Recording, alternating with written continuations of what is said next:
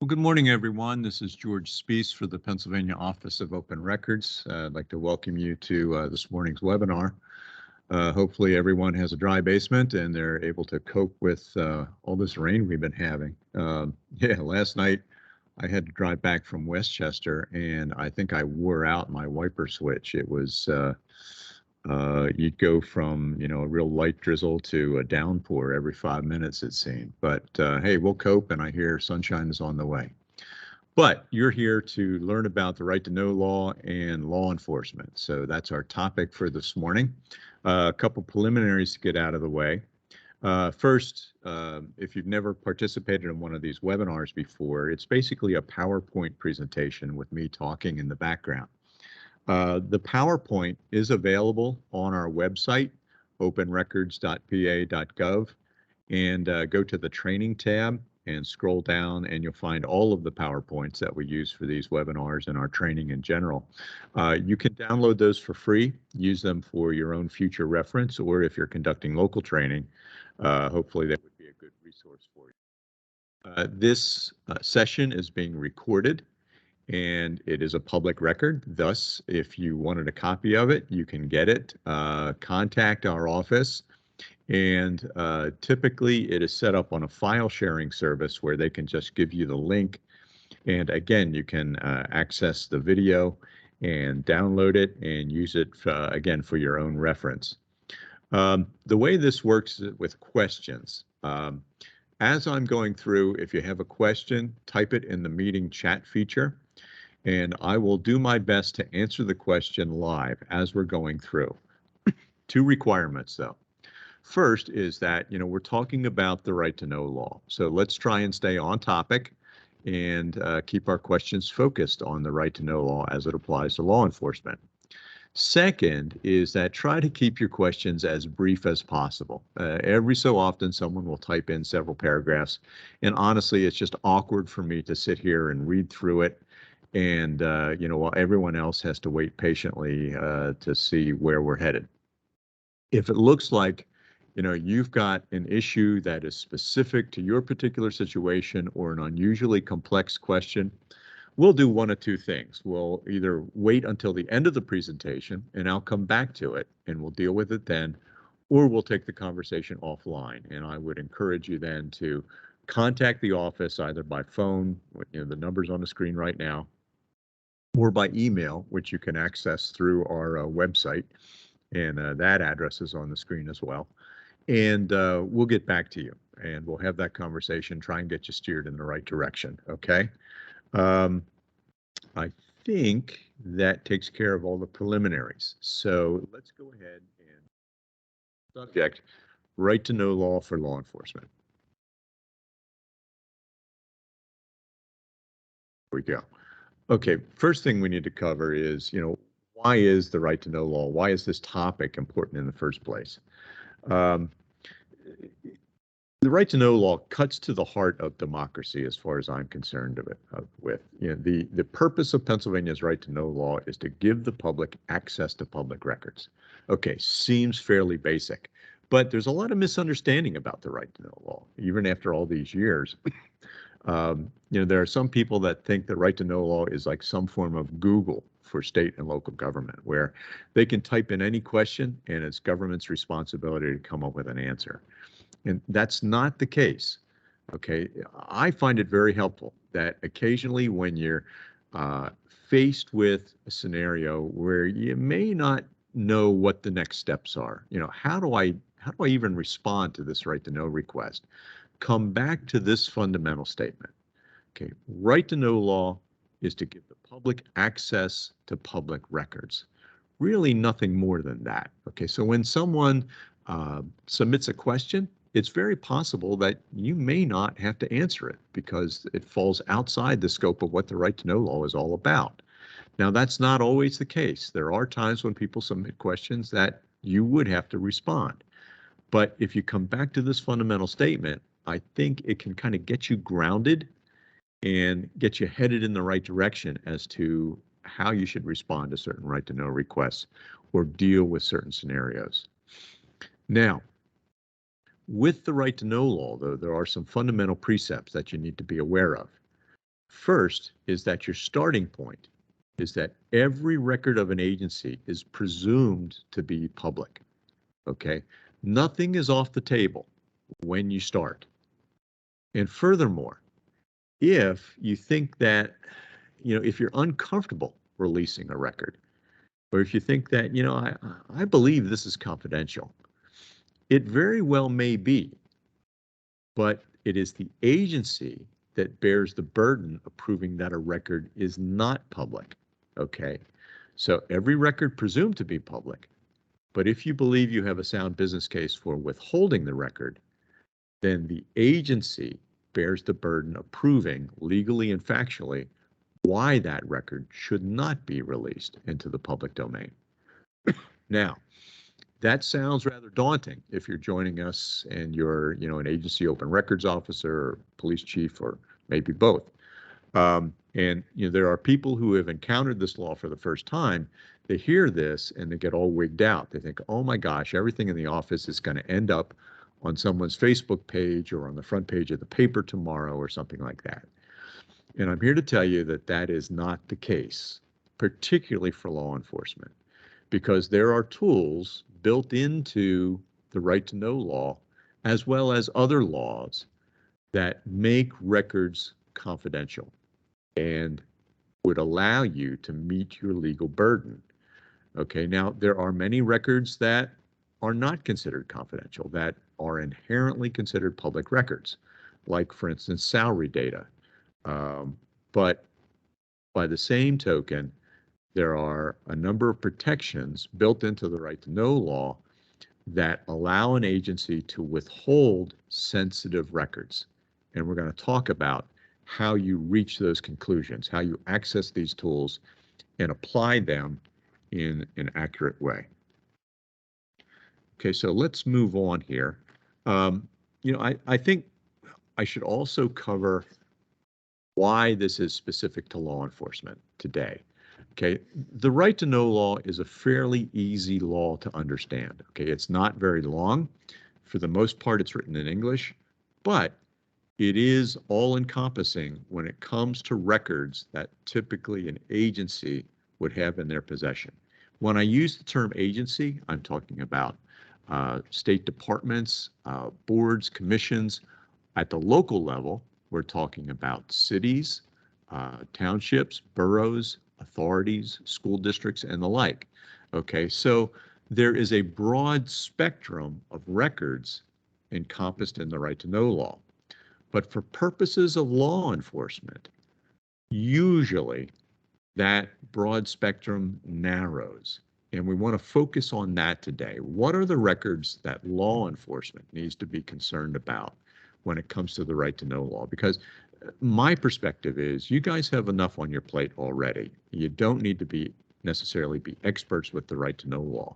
So the purpose of today's session is to give you information that is narrowed down, that is more or less focused on law enforcement. So that's the approach we're going to take here today. All right, so now let's move on. Okay, we're assuming that your agency, your department, your law enforcement organization is subject to the right to know law. It's hard to find ones that are not. Okay, so there are some things that you have to do. First, and probably most importantly, is to appoint an agency open records officer, what we refer to as an ARO around here. Okay, this is the person responsible for receiving right to know requests, for processing them, and ultimately for responding to these right to know requests. Pardon me. Now, there's no requirement that this person be at a certain level within the department. There are many chiefs who also function as the right to know officer, but yet I've also encountered departments where it is, part of the non-uniformed staff, and that's okay. Looking at it from the public's perspective, as long as it's clear to them, who do they give this right to know request? I think you'll be fine. There are some departments that have more than one right to know officer, and again, that's fine as well. The person does not have to be sworn in. They don't need to be voted on by a board. There's no training requirement, although we certainly encourage that the person get training, like attending a webinar just like we are now. Okay. The agency needs to have a form available for filing an open records request. And there's nothing in the right to know law that says you must use a form in order to file a right to know request, but an agency can require that. So your department can say to a person, yes, you can file a right to know request, but you have to use our form.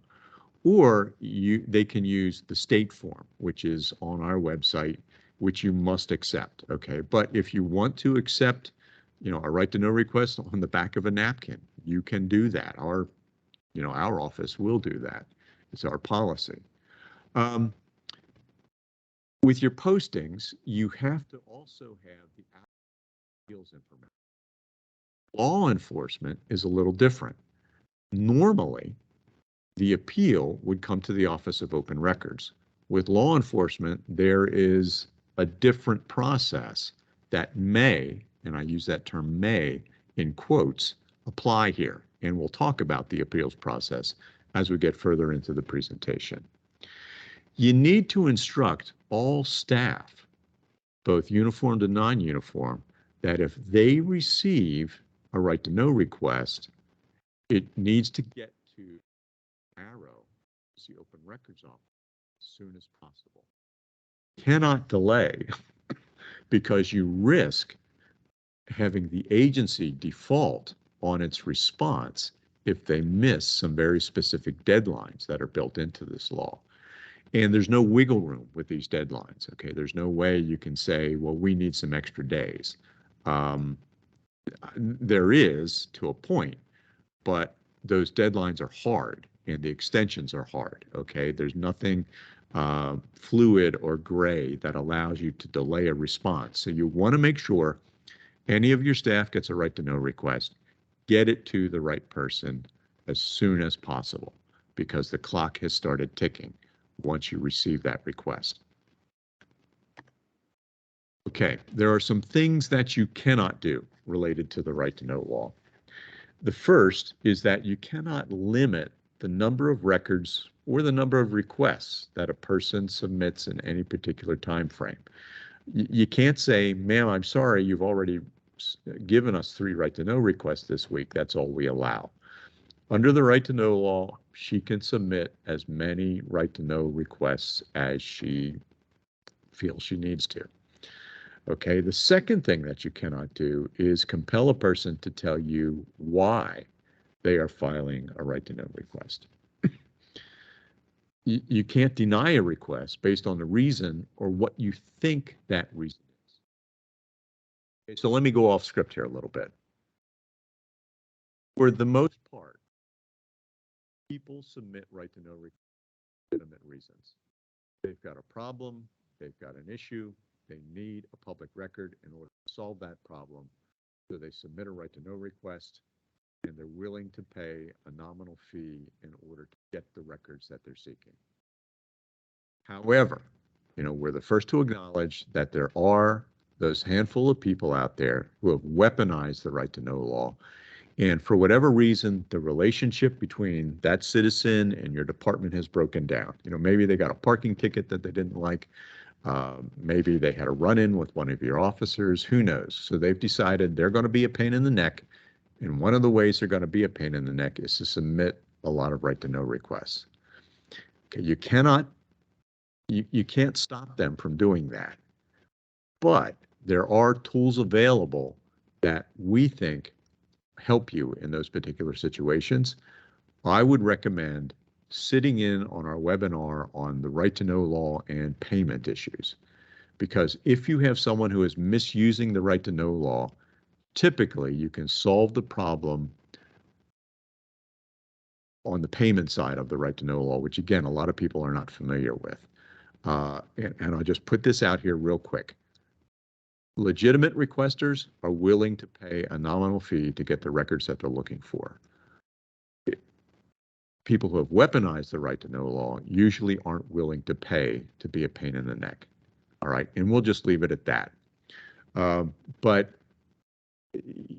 just summarizing this slide, You cannot limit the number of records that a person requests, and you cannot force a person to tell you why they are filing a right to know request. All right, moving on. I like to portray the right to know law as an obstacle course, the process. Okay, so let's take a look at this. You've got the start of the race, which is receiving a request. And if you're familiar at all with competition, a lot of times you have what are called time standards, where in order to even enter this race, you have to be so fast. That's where the deadlines come in, because if you're not fast enough, you shouldn't even be on the course. So you need to meet the time standard by adhering to certain deadlines. Then this obstacle course, it has 2 hurdles on it that you have to get over. And before you get to the second hurdle, you have 3 hoops that you have to get through. All right, so it's a fairly rigorous course. And only after you make it over the second hurdle can you hit the finish line. And when you do that, basically you're saying, yes, this is a public record and we're going to release it in the public domain. So that's kind of going to be the context of the next several slides and how I explain this process that we're going through. All right, so let's go ahead and take a look at how this works. Okay, you receive the request, you have certain deadlines that you have to meet. Again, these deadlines are hard. They're written into the law. They've been verified or validated by the courts that there is no wiggle room, okay? So, first deadline you need to be concerned about is once you receive the right to know request, you have 5 of your business days to provide an initial response. Now, for purposes of law enforcement, typically you're a 24/7 operation, but the 5 business days are calculated on those days when the public can enter into your administrative offices and conduct business. Okay, so typically it's Monday through Friday. And if the business offices, if the administrative offices are closed for a holiday, that's not considered a business day. If they're closed for a weather emergency, that's not considered a business day. Okay, so it's 5 of your business days. If you receive the request today, Wednesday, then tomorrow would be your first business day. And you would then calculate it based on there, and it would be the close of business on the 5th business day. Now, the law does allow you to invoke a 30 calendar day extension if you're unable to provide an initial response within the 5 business day. But in order for the 30 calendar day extension to be valid, there are some conditions that need to be met. Now, let's distinguish what's a calendar day. That would include Saturdays and Sundays. That would include holidays. That would include weather emergency closures. You simply look at the calendar, count 30 days, and that's how you get to it. So you've got your 5 business days, and then the 30 calendar days get tacked on and begin on what would otherwise be the 6th business day. But for the extension to be valid, there are some conditions that need to be met. First, you've got to invoke the 30 calendar day extension within the 5 business day window. You can't wait until the 6th business day, suddenly realize, oh gosh, I forgot about this right to know request, and think, well, we'll just take an extension. Unfortunately, because you missed the 5 business day deadline, you've defaulted on your response period. You've done what legally is known as a deemed denial. And the appeal process has opened up now. The second condition is that you need to notify the requester in writing that you're taking the extension. And if they've submitted their request by email, you can reply back by email because that is in writing. Then you need to provide a reason. Why are you taking the extension? And if you go to section 902(b)(2) of the law, they actually list reasons that you can use. We keep these records off-site. It's going to take us longer than 5 days to go off-site, look at what could be responsive, and determine, what we can give you. Or we want our solicitor to review the response to make sure supposed to. And you pick the appropriate reasons and make sure that's in your notification. All right, and then the other deadline that you need to be aware of is the appeal window. And it's if you deny access to records that a person has requested, the requester then has 15 business days from the date you denied access in which to file an appeal. And depending on the nature of the records and the reason as to why you denied access, they can either appeal to the Office of Open Records or in certain instances, they would appeal to the county district attorney. And I'll explain, when that applies here in an upcoming slide. All right, so we're off to a start on the obstacle course, moving our way through. We're coming up on that first hoop, or I'm sorry, the first hurdle. In order to make it over the hurdle, we have to answer a question. Is the person requesting a record? Okay, well, that seems rather obvious, doesn't it? And it's like, why wouldn't they be requesting a record? Well, what it comes down to is whenever you're researching a law, okay, and the language seems vague or confusing or maybe even conflicting, I recommend you go to the definition section because there, a lot of times, it sheds light on what a particular phrase might mean. Okay, so if a certain term is used, you can go to the definition section, and there's a very good chance that that term is defined. And the right to know law is no different. The right to know law defines what is a record. Okay, and let me read it out here real quick. Any information, regardless of its physical form or character, that documents a transaction or activity of an agency and is, et cetera, et cetera. Okay, key phrases italicized and in red here. Documents a transaction or activity of an agency. Well, what does that mean? Well, it might be best to tell you what it doesn't mean. Okay, and here's an example. I hear a new restaurant's opened up downtown. Do you want to meet for lunch tomorrow? Okay, and I send that email off to one of my coworkers. Or what do you guys think of the Eagles' performance so far this season? You think they've got a shot? Or I'm going to pick up a gallon of milk on the way home tonight. Okay, all common messages that I might send by email, by text, whatever.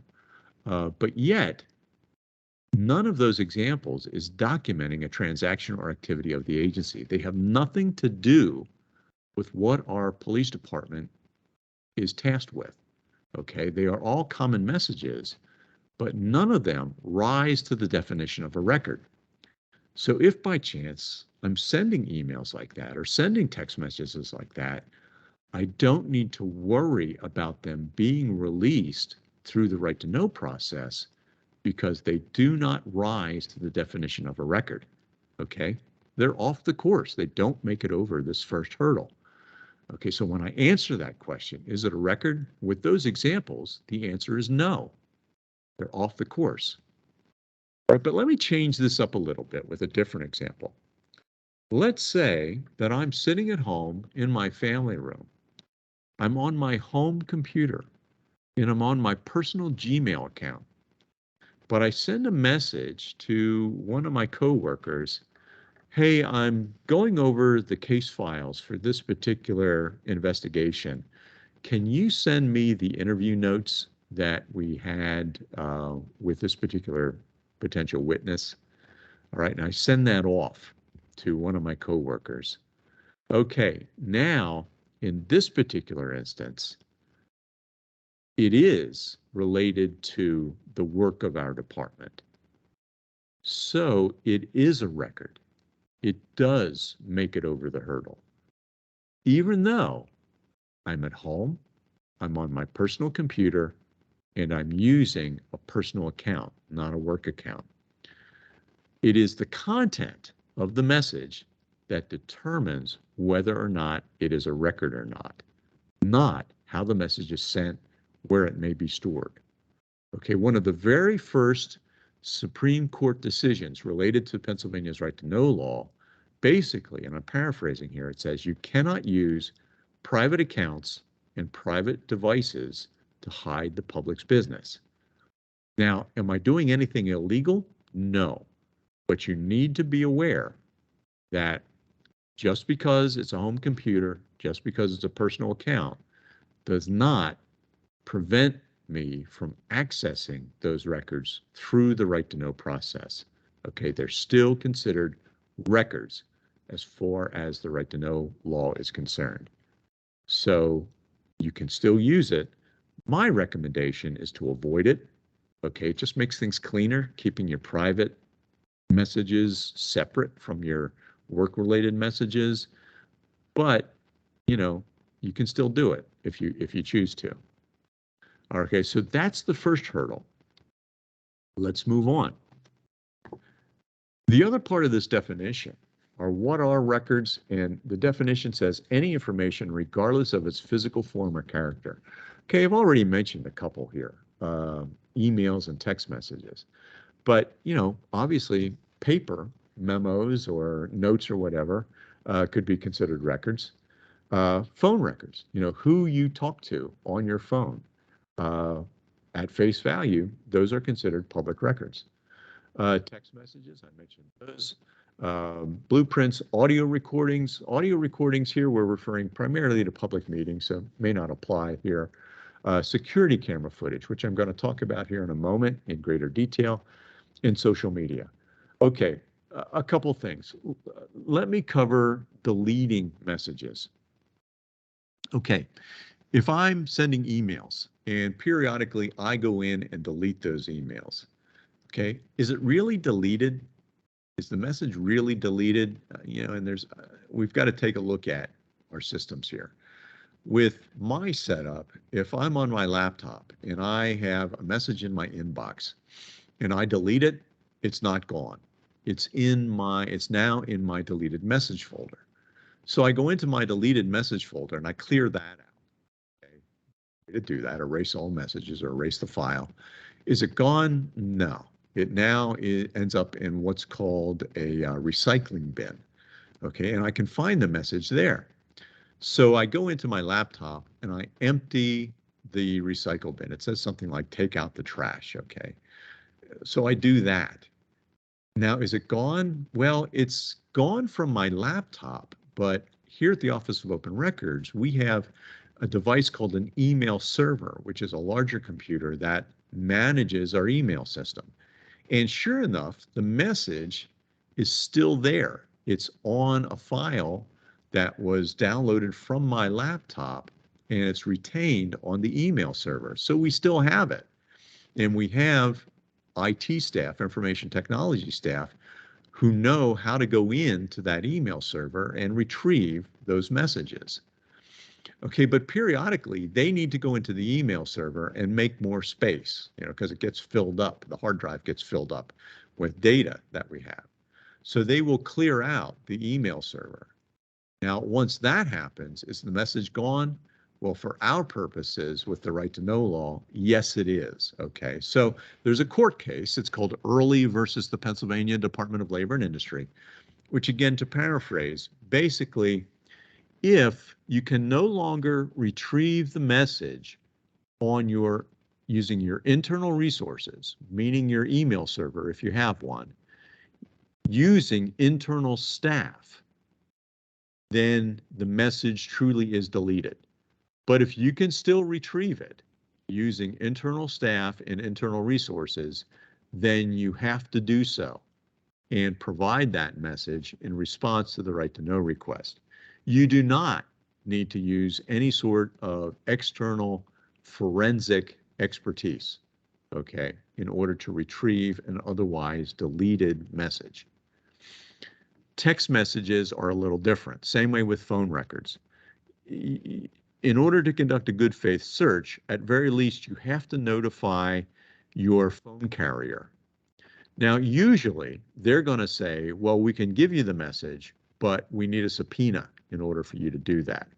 Under the right to know law, you are not required to get a subpoena to retrieve records that would otherwise be available under the right to know law. Okay, so simply by contacting your carrier, them saying you need a subpoena, you've met your good faith search requirements for the most part. Okay, those are the standard rules of thumb that apply for otherwise deleted messages under the right to know law. Okay, let's switch gears and come down here to social media, the last one. This would be like your websites, your Facebook pages, and the like. Same standard applies, that if you have deleted messages on like your Facebook page, let's say comments, or if you've banned people, banned users from posting further comments because of misuse, okay, first offhand, those messages have not gone away. Okay, under Facebook and under most website packages, those messages are still retained. And if somebody requests those through the right to know process, you would have to provide them. Okay, and again, there are decisions that have been rendered by our office that support that, and they've never been challenged in court, so they still apply. And it's, you know, the same issues, comments that have been deleted, maybe posts that have been taken down, and the like. Okay, this isn't to say you shouldn't be using social media to communicate with the public. It's simply saying that deleted messages are still fair game when it comes to the right to know law, and that you should be aware of how to retrieve those messages if someone submits a right to know request and you've determined that they should be or they are part of the public domain. The mere fact that you've taken them down or deleted them does not remove them from access under the right to know law. Okay, moving on. Let's talk about security cameras and Act 22. Act 22 was passed in 2017 in response to people using the right to know law to gain access to dash cam and body cam footage. Okay, Act 22 took all of that out from under the right to know law and the Office of Open Records. If someone wants access to dash cam and body cam footage, they use Act 22, not the right to know law. Okay. The best resource for Act 22 information is probably the Pennsylvania State Police, because they get the majority of requests. They have a page up on their website that kind of explains their process. We also have a page on our website that covers Act 22, simply because back in 2017, when the law came out, nobody had any instructions on, you know, what do we do? So we put it up there, but our office has no involvement with the Act 22 process. Basically, if I want footage, I have 60 days to submit a request seeking that footage. The department must respond to that request in 30 days. And something that's different from the right to know law is that the department can charge any reasonable fee. Under the right to know law, you can only charge for a very limited set of fees. Under Act 22, you can charge, for instance, you can charge for labor. Under the right to know law, you can't charge for labor. And then if you deny access under Act 22, the appeal goes directly to your court of common pleas for a local police department or Commonwealth Court for state police. Okay, again, Office of Open Records is not involved in the appeal process at all. Now, I mentioned security cameras. Okay, here's where it gets kind of a little strange here. Let me use this scenario. Let's say your department is located in the same physical building as the administrative offices for your township, city, borough, or whatever. All right, and there's a security camera that covers the front entrance. Now, who's in charge of that security camera?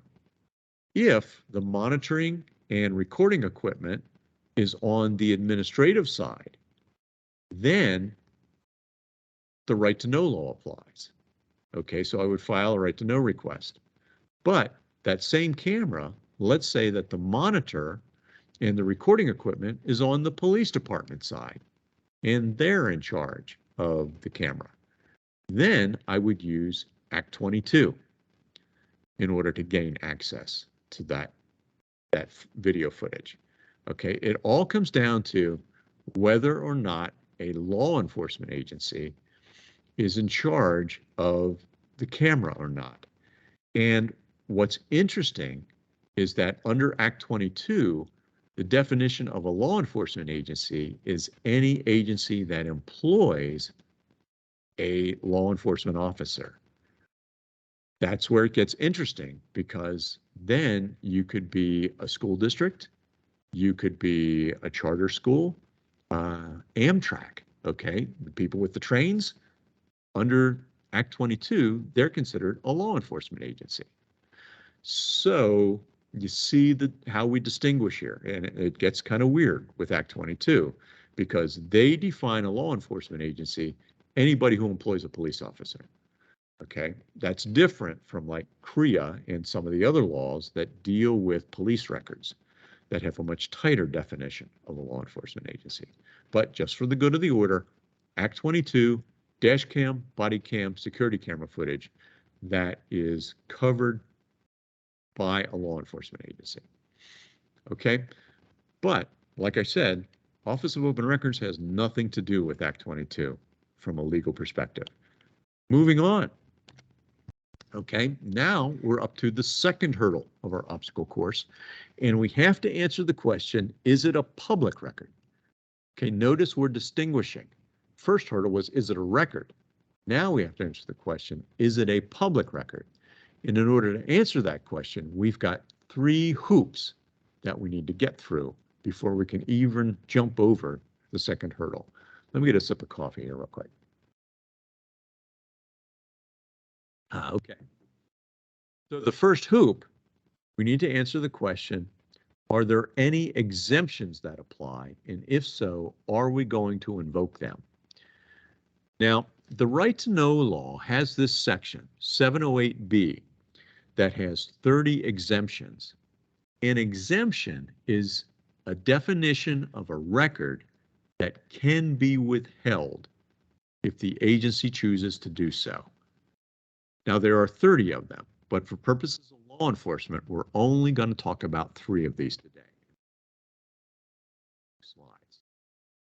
But if you look at these exemptions, okay, definition of a record we can withhold, and it covers a broad spectrum of records, all kinds of stuff. If by releasing a record, it would put someone in physical danger, or someone's health records, or any discipline that an officer may have faced, okay, that's off the table. It's considered private. It's within the department. Any records that if by releasing them, it would give out information about a minor, okay, they can be withheld. When you look at these exemptions, it's all stuff that you would think, well, yeah, I mean, it makes perfect sense. We would not give out information like this. So chances are, if you get a right to know request and a red flag goes up, it's like, I don't think this is a public record. I mean, we wouldn't normally release something like this. There is a very good chance that there's an exemption that covers it. And you would then take a look at those exemptions. Yes, this applies, so we're going to invoke it. And that will be the reason why we're going to deny this right to know request. But let's say that even though it does apply, we're going to choose not to invoke it, because under the right to know law, you can do that. The right to know law doesn't say you must withhold these records. Rather, the right to know law says you can withhold these records. So it gives you a degree of discretion to release a record, even though the exemption clearly applies. Now, what if we're choosing not to invoke the exemption, or what if it doesn't fall within the exemption? Okay, well, we've made it through the hoop, but we come up on a second hoop now, and we've got to answer the question, are there any federal or state statutes, or possibly a judge's order, that makes these records non-public, that they're confidential? Okay, and for law enforcement, there's one in particular that you need to be familiar with, and it's called CREA, the Criminal History Records Information Act. Basically, it defines a group of records that typically law enforcement would touch or have in their possession, and the law says they can only share this with other law enforcement agencies. And different from Act 22, CREA has a narrow definition of what a law enforcement agency is, okay? And there, it would be a typical police department. Okay, question has popped up. All this must be done keeping CREA in mind. Yes, when you get to the second hoop, I think CREA is probably the most important law that you need to keep, in your radar screen as to whether or not these records are considered public or not. And I'll give you a quick example here. Under the right to know law, let's say someone submits a right to know request requesting police intelligence information. Okay, and for instance, the department keeps a file on suspected gang-related activity within its jurisdiction. If I look at the right to know law, there is nothing in the exemption that references intelligence information. But if I come to the second hoop, and suddenly I'm faced with, are there any state statutes? I have to look at CREA. And CREA does cover police intelligence information. And it says you cannot release that outside of this universe of law enforcement agencies. So while the right to know law gives me discretion to release records that may be covered by an exemption, the provisions in CREA say you have no discretion. In fact, it is illegal to release records that would otherwise be covered by CREA, and that would include police intelligence information. Okay, so while the right to know law gives you discretion, CREA does not. CREA says you must withhold this information. And there are other laws that apply to records that an agency may have. Earlier I mentioned health records. Well, there is an alphabet soup of federal statutes that say you cannot release health records outside of the employer and the employee-employer relationship. Okay, they're off the table, wouldn't make it through the second hoop. But since we're talking about law enforcement here today, I think CREA is the big one that law enforcement agencies in Pennsylvania need to be aware of. Okay, good question. You were like 2 seconds ahead of me. And then we come up against, what about a judge's decision? Occasionally there is a court case, and it could be criminal or in some instances civil, where a judge has said, these records are confidential, they're sealed, and they cannot be released. So the judge's order, again, would trump any discretion that you otherwise may have through the right to know law. A PDA, protection from abuse order, or whatever you call them these days, or PFA, protection from abuse, would be an example of a judge's order where not only is this person supposed to keep their physical distance, but they're not permitted to search for any records related to this individual, and no records would be released related to this. It all depends on the judge's order, okay? But periodically you will encounter that, where a judge says, these records are off the table, I'm sealing them, they're confidential. The police department then has no choice. They cannot release these records regardless of the circumstances. Okay, so that's the big one. But then we have a third hoop. Let's just say that, CREA doesn't cover this. So then we come up against a third hoop. And this is where we have to answer the question, is the record protected by privilege? And here we're talking about attorney-client privilege for the most part. And any police department, it's a public entity, will be part of a larger jurisdiction, whether it be that city, borough, township, whatever. And typically they will rely on the advice of an attorney. Well, any communication of sensitive information between that attorney and it could be your police chief or senior management is protected by attorney-client privilege. Okay, so it could be emails, it could be reports, it could be text messages, whatever. If it's of a sensitive nature, there's a very good chance that the solicitor could claim attorney-client privilege and that these communications, again, are off the table. They're off the obstacle course. They don't make it through the third hoop. Okay, but let's say there are no exemptions. Let's say there are no other laws or a judge's decision let's say that the record is not protected by privilege in any way. Then we make it over the second hurdle, and at that point, we're saying it is a public record and it can be released into the public domain. But you see how hard this obstacle course is before you get to this point, okay? Because you got to answer the question, is it a record? Then you have to answer the question, is it a public record? And in order to do so, are there exemptions within the right to know law? Are there any other statutes? And are there any judge's orders, or is it protected by privilege? Then and only then can we say it's a public record. All right, let's talk about the exemptions that specifically apply to law enforcement. Within the right to know law, there are 3 that you should be aware of. The big one is 708B16. Are the records related to a criminal investigation? And this, you know, we could paint with a fairly broad brush here. Let me put this in context.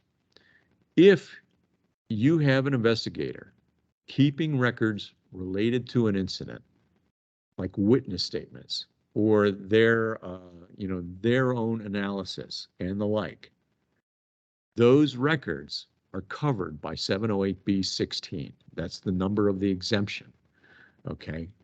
And these investigatory records can be withheld from public disclosure.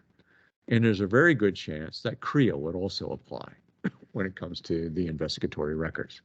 So this is usually the exemption that a police department will use to withhold records from the public, okay, because they are part of a criminal investigation. Now, it does not include what's called blotter information. And a blotter is basically what I like to term as a shift diary. You know, at 3:30 a.m., officers were sent to investigate a noise complaint at this particular, you know, in this particular neighborhood. Okay, that sort of information is considered public and would be released in relation to a right to know request. But any investigatory, like an incident report, could be withheld. And there is a court case coming out of the Pennsylvania Commonwealth Court where they said, and I'm paraphrasing here, police incident reports are inherently investigatory. Thus, the B16 exemption applies. So incident reports are not considered public records under the right to know law because of this court case. All right. Let me repeat that. Incident reports are not considered public records, and they can be withheld by applying the B16 exemption. Now we come up to the next exemption that you should be aware of, and this is 708B17, non-criminal investigatory records. And there could be a number of reasons why you would apply this. A typical one, let's say you're a small department in a small municipality where you don't have, you know, what would otherwise be considered a codes enforcement office. So someone phones in about the junk in their neighbor's yard, you know, the fact that the grass hasn't been mowed in a couple months. Someone has to check it out. All right. So who gets sent? Well, the police department. Okay. So it's not a criminal investigation, but it's an investigation nevertheless. Well, under the right to know law, Section 708B17, you can withhold the records relating to that non-criminal investigation. For instance, the person who called making the complaint, that name can be withheld because a lot of times you get into neighborhood disputes. You know, someone files a right to know request. I want to know who the person was who complained about all the junk in my yard and the fact that I don't mow my grass. Okay, I have a right to know this. Well, under the right to know law, no, you don't. Okay, it can be withheld. So it keeps the agency out of the middle of this neighborhood dispute, at least as far as the right to know law is concerned.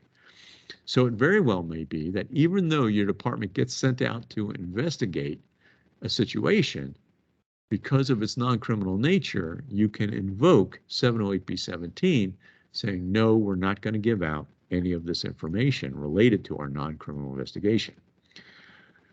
Then the third one is probably the one that you'll encounter the least, but it depends on the circumstances, and that's 708B18, which references any communication related to the emergency dispatch center.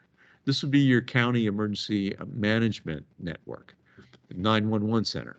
And it's any recordings of the phone calls made to the 911 centers or of the dispatch and subsequent communications. Okay, all those radio communications are off the course as far as the right to know law is concerned.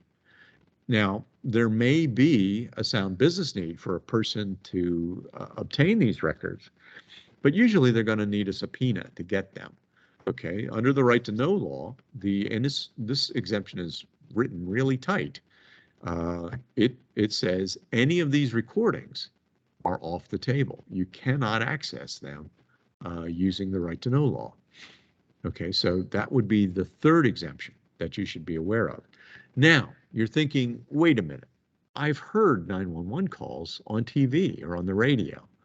Well, again, go back to the statement that under the right to know law, you have the discretion to release these recordings if you believe it's in the public interest to do so.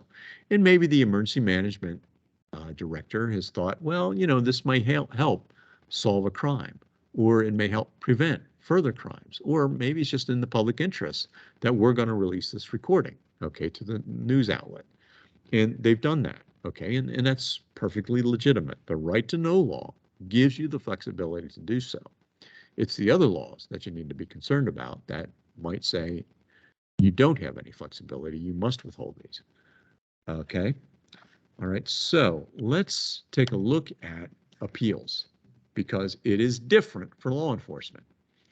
And what it comes down to is whether or not you have decided to withhold a record by invoking the B16 exemption.